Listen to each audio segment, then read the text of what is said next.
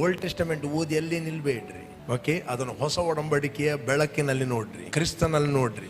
Okay, ನೀವು ದೇವರ ಮಕ್ಕಳಾಗಿದ್ದೀರಿ, ಅವ್ರು ಮಾಡಿದಾಗೆ ನೀವು ಮಾಡುವುದಲ್ಲ.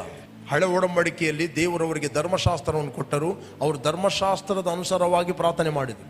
ದಾವಿದ ಪ್ರಾರ್ಥನೆ ಮಾಡ್ತಾನೆ, ದೇವರೇ ಅವರ ಹಲ್ಲನ್ನು ಮುರಿ, ಅವರನ್ನು ಸಿಂಹದ ಬಾಯಿಗೆ ಕೊಡು. ಯಾಕೆ ಯಾವ ಬೇಸಿನ ಮೇಲೆ ಆತನು ಪ್ರಾರ್ಥನೆ ಮಾಡ್ತಾನೆ?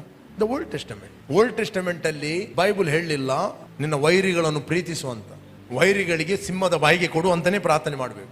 Old Testament. ದೇವರೇ ಅವರ ಹಲ್ಲನ್ನು ಮುರಿ. ಅದಕ್ಕೆ ಯೇಸು ಸ್ವಾಮಿ ಹೇಳ್ತಾನೆ, ಹಲ್ಲಿಗೆ ಹಲ್ಲು ಕಣ್ಣಿಗೆ ಕಣ್ಣು ಎಂದು ಬರೆಯಲ್ಪಟ್ಟಿದೆ, ಅದು ನಾನು ನಿಮಗೆ ಹೇಳ್ತಾ ಇದ್ದೇನೆ, ನಿಮ್ಮ ವೈರಿಗಳನ್ನು ಪ್ರೀತಿಸಿರಿ. ಅವರು ಮಾಡಿದ ಕೀರ್ತನೆಯಲ್ಲಿ ಪ್ರಾರ್ಥನೆಯನ್ನು ನಾವು ಹೊಸ ಒಡಂಬಡಿಕೆ ನಾವು ಮಾಡುವುದಲ್ಲ.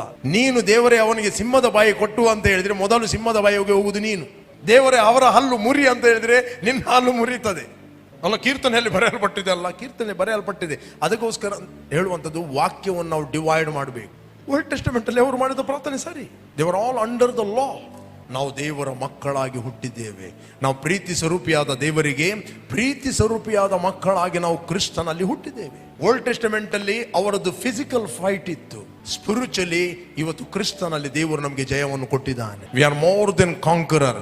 ನಾವು ಜಯದಲ್ಲಿ ನಿಲ್ಲುವಂತಹದ್ದು. ನಮ್ಮ ವಾರ್ಫೇರ್ ಅಂದ್ರೆ ಏನು? ಸುಳ್ಳುಗಳನ್ನು ಎದುರಿಸಿ ಸತ್ಯದಲ್ಲಿ ನಿಲ್ಲುವಂತಹದ್ದು. ಅದೇ ವಾರ್ಫೇರ್ ನಮ್ಮದು, ನ್ಯೂ ಟೆಸ್ಟಮೆಂಟ್ ವಾರ್ಫೇರ್.